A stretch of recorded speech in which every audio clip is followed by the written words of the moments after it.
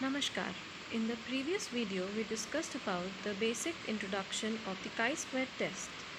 In this video, we will discuss about the first application of chi-square test, which is the chi-square test of goodness of fit. This test is basically used to compare the observed frequencies with the expected frequencies related to a particular probability distribution. Let's say, for example, if we want to check whether a particular set of dice is unbiased or not, or whether it fits a binomial distribution or not, this particular test seems to be a very good option. Let us try to understand the chi-square test of goodness of fit with the help of an example.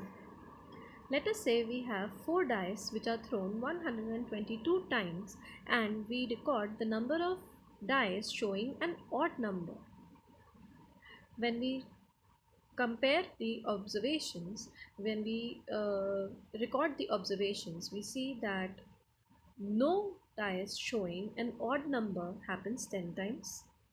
One dice showing an odd number happens 25 times. Two of the dice showed odd number 40 times, 3 30 times, and all the 4 dice showed an odd number 7 times, which makes a total of 122. Now, can we say that the dice follow the binomial distribution, or they fit the binomial distribution? Or we can also say that are they unbiased?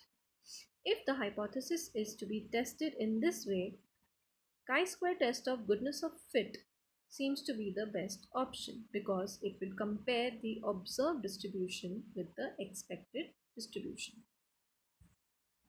Now, how to solve this? For this, let us see the stepwise testing of hypothesis.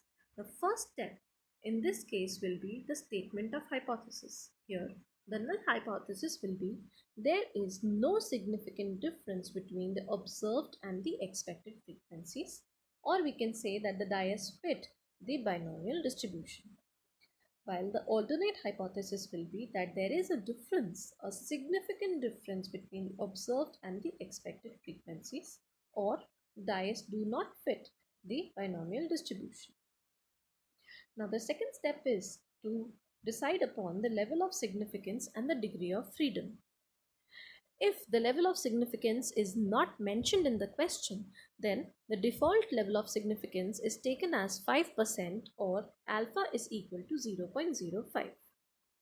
Now let us understand the degree of freedom for this question. There are 4 dice in all, but the number of cases possible are having 0 odd numbers, 1 odd number, 2, 3 or 4 odd numbers. That means there are 5 cases in all. That means the degree of freedom will be 5 minus 1, which is n minus 1, which is equal to 4.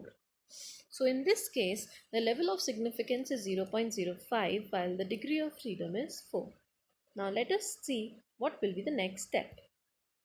Now the next we need to decide upon the test statistic. As we are applying a chi-square test of goodness of fit, our test statistic is the chi-square calculated. For chi-square calculated, we will see later, according to the formula, we need two things: the expected frequencies and the observed frequencies.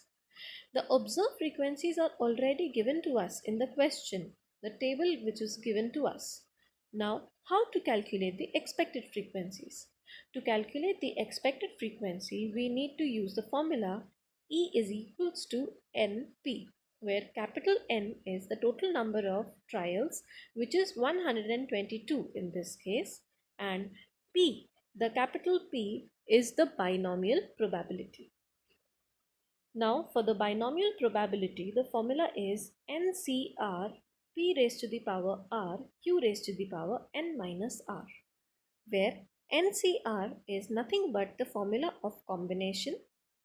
N is the total number of dice that we have, which is equal to 4, and R will be the respective cases. Now, what is P and Q? Small p actually refers to the probability of favorable cases. Now, on a particular dice, there are 6 numbers, but out of them, there are 3 which are odd.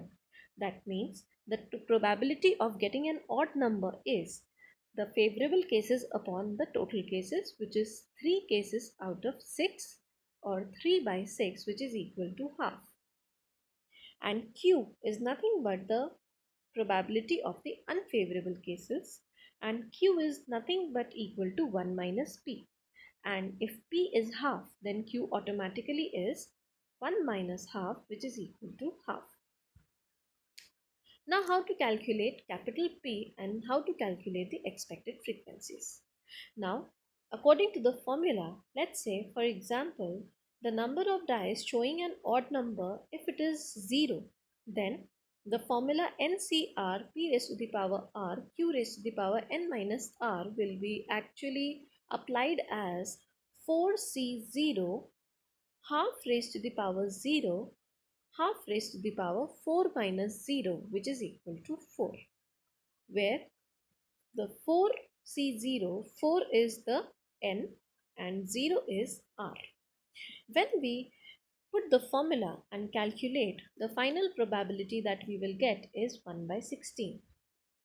And how will we calculate the expected frequencies? For that, according to the formula, E is equals to NP.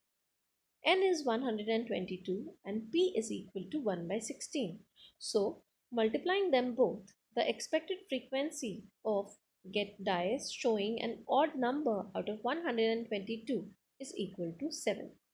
Similarly, we need to calculate the probabilities and the expected frequencies for all the 5 cases.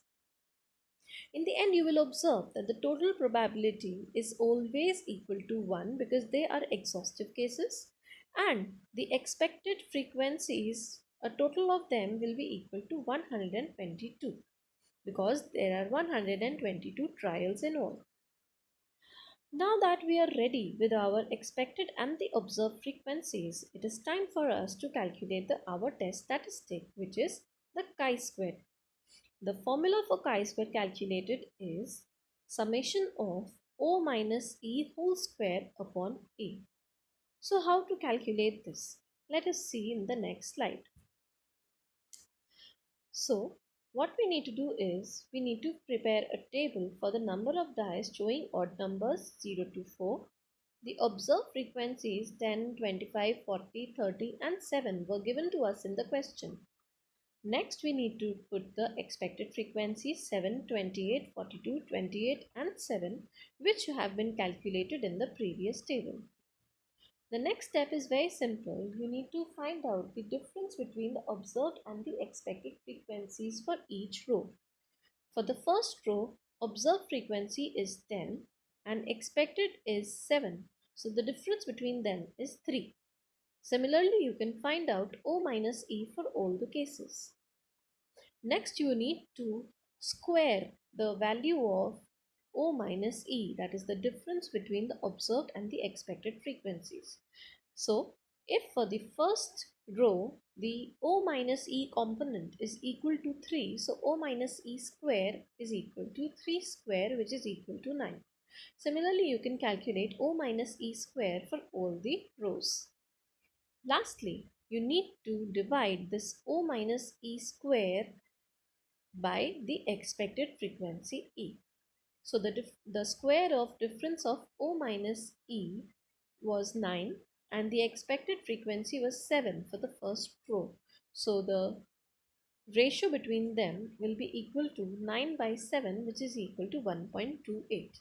Similarly, you can calculate the O minus E square by E for all the rows.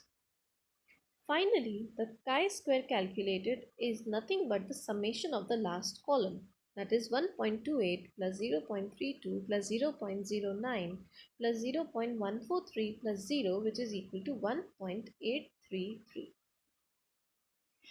Now we are come to our final step where we need to compare our test statistic with the standard value of chi-square and basically decide upon the acceptance or rejection of the null hypothesis on the basis of the comparison. The chi-square standard value can be checked from the chi-square table,